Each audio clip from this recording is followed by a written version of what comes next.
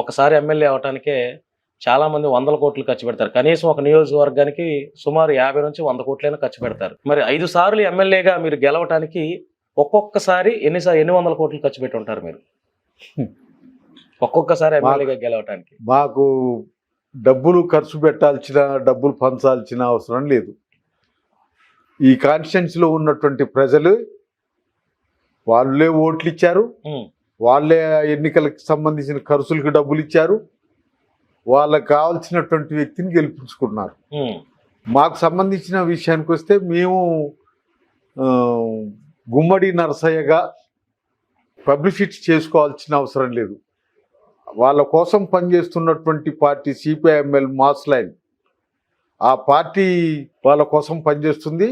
వాళ్ళ పార్టీని వాళ్ళు గెలిపించుకోవాలి.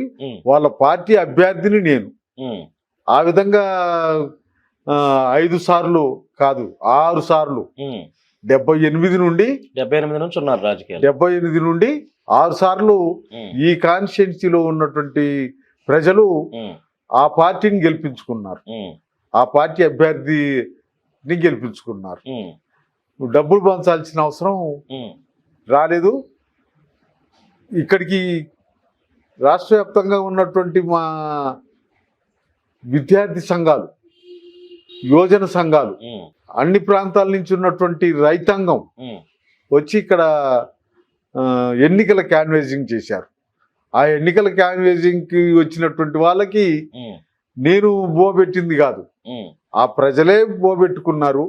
ఆ ప్రజలు వాళ్ళు చెప్పింది విని వాళ్ళకి ఎవరు కావాలనో వాళ్ళని గెలిపించుకోవటం జరిగింది.